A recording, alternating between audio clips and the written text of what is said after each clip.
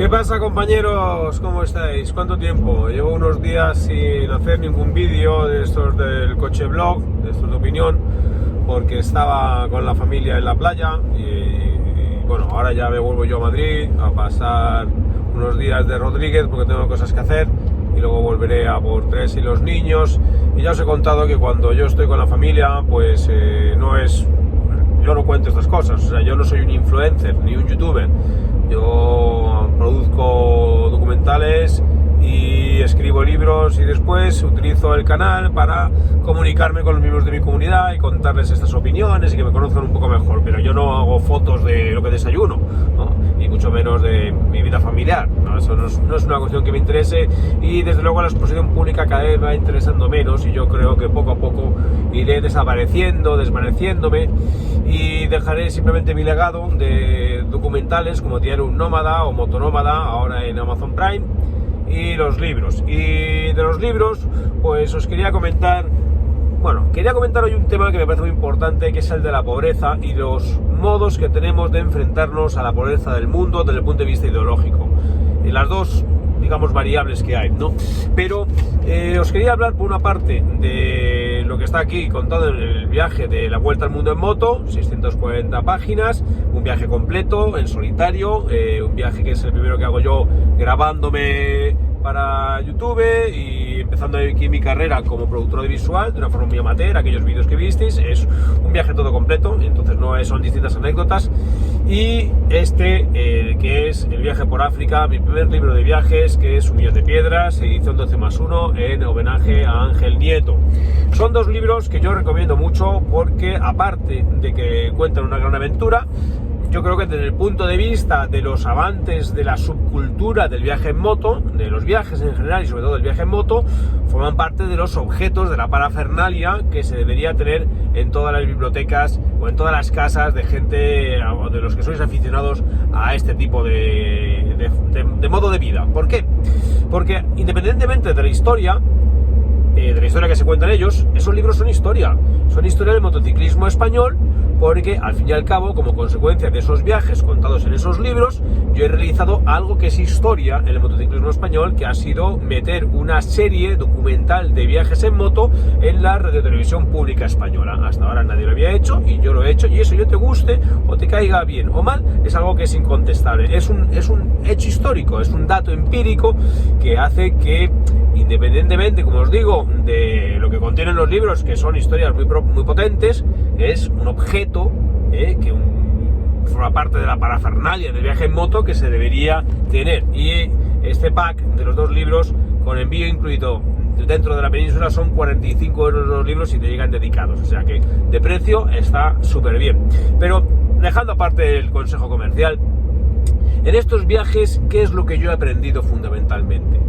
He aprendido muchas cosas, ¿no? Como confianza en mí mismo, confianza en el otro, el ser humano, pero sobre todo me di cuenta de que el mundo es un lugar dominado por la pobreza, que la mayor parte de la población mundial vive en condiciones de pobreza. Eso lo comprendes perfectamente cuando viajas por África, porque más que pobreza es miseria, y durante el viaje de la Vuelta al Mundo, pues entonces comprendes también la cantidad de pobreza que hay en el mundo. La mayor parte de la gente vive en condiciones de pobreza. Eso te hace sentirte a ti afortunado por vivir en una sociedad opulenta, una sociedad occidental, donde alcanzamos cotas de prosperidad inimaginables en el resto del mundo como consecuencia del esfuerzo colectivo de generaciones anteriores a la nuestra.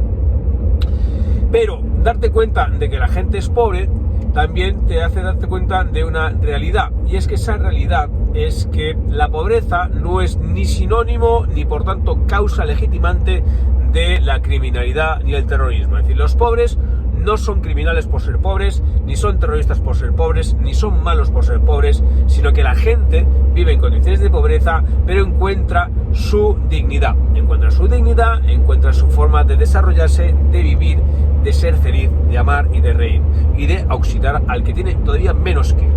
Entonces, comprender que la pobreza no es un castigo bíblico y que la gente encuentra el asidero con su propia realidad para ser feliz, por supuesto para intentar mejorar, ¿no? Por eso se produce el fenómeno migratorio, pero que el ir a países pobres o relacionarte con gente pobre no significa que te relaciones con criminales, en absoluto. Precisamente yo descubrí lo contrario. Los pobres, que es la mayor parte de la gente, viven en comunidades rurales, gente con códigos morales muy estrictos, porque casi todos son creyentes de sus respectivas religiones, y las religiones, en el fondo, en su sustrato, son todas iguales. Mantienen unos códigos morales, unos criterios morales muy comunes y muy similares, que es auxiliar a los ancianos, educar a los menores, educar a los hijos, cuidar de la familia, ser generoso, dar limosna, atender al viajero, atender al que lo necesita. Esos son los códigos morales religiosos comunes a todos los credos, y luego ya están las desviaciones o las patologías o las herejías o, en fin, los desparrames que alguien utilice la excusa de religión para dar rienda a su maldad interior. Eso no tiene nada que ver.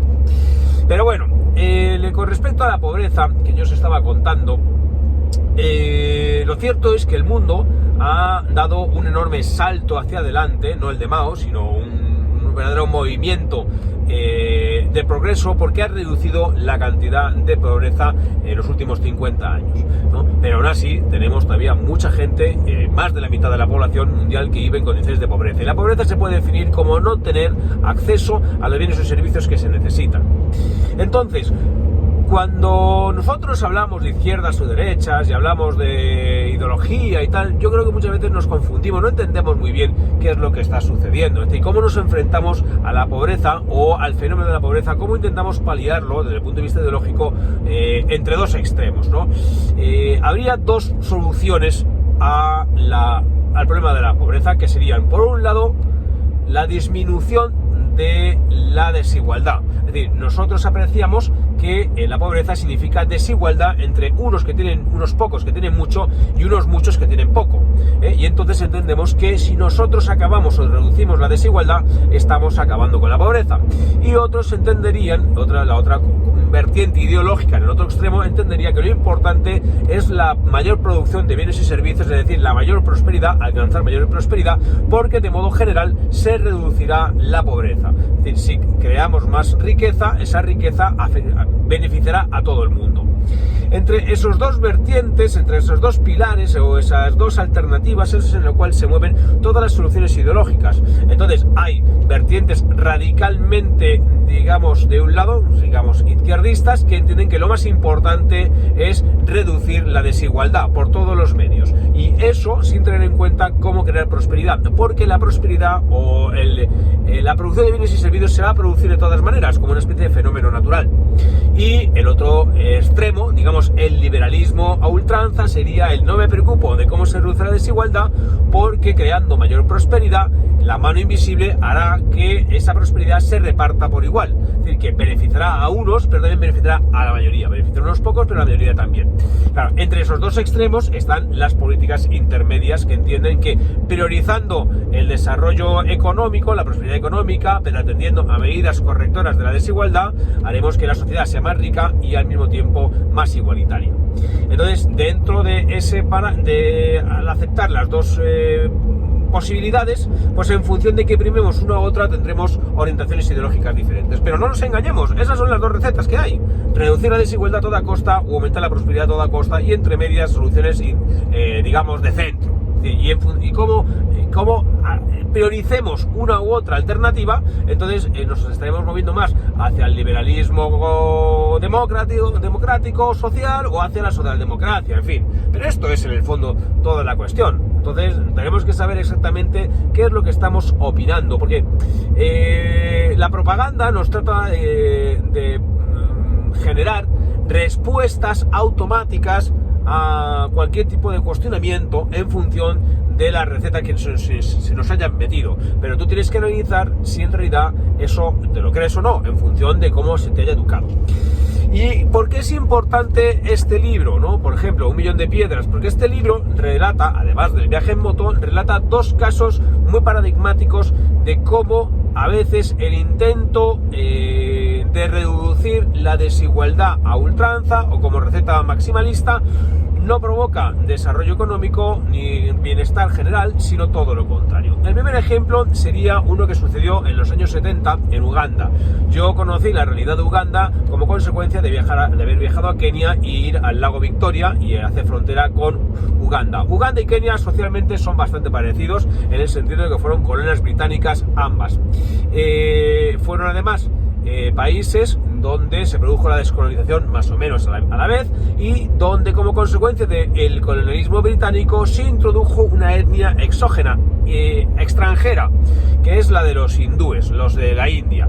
Es decir, los británicos importaron mano de obra hindú de la India, de su colonia, para fabricar o construir las líneas férreas. Por ejemplo, Gandhi, el famoso Gandhi, era un hindú traído a Sudáfrica para trabajar como contable, creo que recordar, y entonces hace toda su carrera después luchando contra el Imperio Británico, pero él procedía no de la India, sino de Sudáfrica. Entonces, ¿qué ocurre? Tanto en Uganda como en Kenia, los hindúes se quedaron cuando se fueron los británicos. ¿Y qué hicieron ellos? Pues como son espabilados y son emprendedores, prosperaron y se hicieron dueños de la mayor parte de las empresas, de las fábricas, de las tiendas y de los negocios. ¿Y a quién contratan? Contrataban a los negros. Entonces, ¿qué ocurre? Cuando yo llegué a Kenia me encontré que el resentimiento social entre los africanos no era para el blanco. El blanco allí no es el opresor. El blanco, los africanos en Kenia, y una de las cosas que yo cuento en el libro, es que los africanos, los negros de África, los negros de Kenia, de Tanzania, de Zambia, no se consideran negros, no saben lo que es un negro, porque ellos nunca han sido llamados negros por nadie. Ellos son africanos, se llaman a sí mismos africanos, y son africanos, tanto los de Senegal como los de África, están en un extremo. Los únicos negros son los de Sudáfrica, porque han convivido con una minoría blanca privilegiada que les segregaba. Entonces, en Kenia y en Uganda no había un resentimiento social contra los blancos, porque los blancos, cuando van a esos países, a los cuales en suajili se llaman muzungus, son buenos, es decir, son buenos empresarios, tenemos conciencia social, nos sentimos culpables por la miseria de África y llegamos allí como diplomáticos, llegamos allí como enviados por el Banco Mundial y contratamos a gente como choferes, como empleadas de hogar y se les paga bien, ¿no? Se les paga buenos salarios. Sin embargo, los indios de Kenia o de Uganda no pagan bien, pagan salarios africanos, salarios de miseria. Entonces, el resentimiento social que yo me encontré en Kenia no era contra el blanco, sino era contra el indio. Y ahora contra el chino, porque el chino es el que se está haciendo el dueño de África de nuevo. Y los chinos no se les engaña, los chinos aprenden rápidamente los códigos africanos. Bueno, al grano. Cuando se fueron los británicos, el que se hizo presidente de Uganda fue Idi Amin, ¿no? Idi Amin había sido un militar colonial al servicio de los británicos y luego héroe tal, ¿no? Entonces, Idi Amin, como era un mal gobernante, pues entonces estaba provocando que su país no creciera, no avanzara. Y entonces lo que se le ocurrió para escapar fue alentar el odio del africano negro hacia el africano hindú, porque los hindúes que estaban en Uganda llevaban 3 generaciones ya, eran dueños de los negocios, pero eran hindúes, pero eran keniatas, no habían estado nunca en la India. Pero él les llamó extranjeros y les expropió todo y los mandó fuera del país. Tuvieron que refugiarse por todo el mundo y en España, en la España de Franco, como yo tengo contado en el libro La Vuelta al Mundo en Moto, porque yo conocí uno de estos en Canadá, se refugió también en España. Entonces, ¿qué ocurrió? Idi Amin redujo la desigualdad de golpe porque los bienes y las empresas y los negocios de los indios se los dio a los negros. ¡Pum! Una medida populista cojonuda, pero el problema es que como los negros no sabían gestionar los negocios, la economía se desplomó radicalmente. Fue un colapso que provocó hambruna y una crisis económica de caballo. Y a Idi Amin no se le ocurre otra cosa que otro recurso de los dictadores, que es iniciar una guerra contra un enemigo exterior, y se dio una guerra contra Tanzania. Lo que pasa es que Tanzania, que estaba regida por un régimen comunista, tenía mucho mejor ejército, derrotó a los ugandeses y Idi Amin se tuvo que exiliar. Donde me encontré otro ejemplo de esta medida política o ideológica de acabar con la pobreza a base de reducir la desigualdad en Zimbabue. Cuando yo llegué a Zimbabue me encuentro con un país completamente deshecho, en el cual Mugabe, que había sido también un héroe de la independencia, había intentado escapar de la crisis social que tenía su país, alentando el odio hacia otro enemigo exterior, bueno, en este caso interior, ¿no? Que era el blanco, el granjero blanco, porque Rhodesia, o sea, Zimbabue, a diferencia de Uganda, sí había sido propiedad de los granjeros blancos con el nombre de Rhodesia. Ahí había habido era como Sudáfrica, es decir, Sudáfrica, Namibia y Rhodesia, pues eran los últimos territorios donde se produjo la descolonización, porque los blancos querían seguir estando allí porque eran las tierras más fértiles, el cono sur, y por tanto eran tierras fértiles. Entonces cuando Zimbabue llega a la independencia, hay muchos granjeros blancos y durante un tiempo están allí. Pero entonces Mugabe, ¿qué hace? Para quitarse de en medio de la presión social, les dice a los negros que les va a dar las tierras de los blancos. Y entonces alienta las ocupaciones de tierras, de granjas de los granjeros, ¿no? Y entonces expulsa a los granjeros blancos que se tienen que ir. ¿Y qué es eso que significa? Significa que todas esas granjas que pertenecían a granjeros blancos y que fueron distribuidas entre sus trabajadores se fueron al carajo, dejaron de producir. Y entonces, ¿qué ocurrió? Que no llegaba ni leche, ni carne, ni cereales a las ciudades. Y se produjo no solamente una carestía de alimentos de primera necesidad, sino que se produjo una inflación de caballo, porque cuando tú tienes que comprar un bien que viene de lejos, ¿no?, que no te producen en el país, sube el precio, y cuando sube el precio, entonces la moneda local pierde valor, porque la gente no puede pagar los precios. Entonces le das a la manivela de crear dinero, porque la manivela de crear dinero no funciona así. O sea, tú no puedes generar moneda sin más, porque entonces la moneda pierde valor, ¿no? Entonces, ¿qué ocurría? Que cuando se pagaban los salarios en dólares zimbabuenses, tenían que pagarlos en bolsas de deporte llenas de billetes, y la gente quemaba los billetes. ¿Por qué? Porque valía menos el valor impreso que el papel.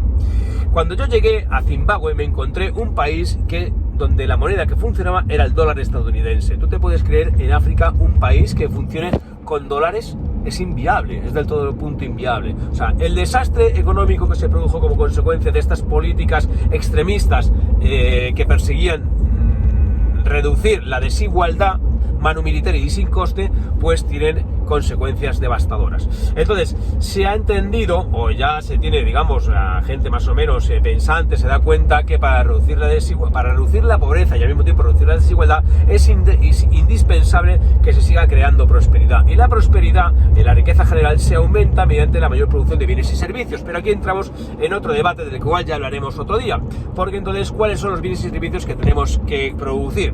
Porque dejar que simplemente sea el mercado el que produzca los bienes y servicios, pues puede llegar a efectos no deseados, y el regular es completamente lo que se produce en una economía nacionalizada y en una estatalización, pues produce también desabastecimientos y efectos no deseados. En fin, como veis, todo esto es muy interesante, pero yo ya estoy llegando a casa, el vídeo ya está siendo largo y creo que ya os he dado una charla para entender un poquito más los fenómenos sociales. Y nada, si queréis alguno de mis libros, ya sabéis, lo pedís en miquelsilvestre.com, porque están llenos de cosas como estas, pero contados con ejemplos de los países que visito. Hala, señores, hasta luego.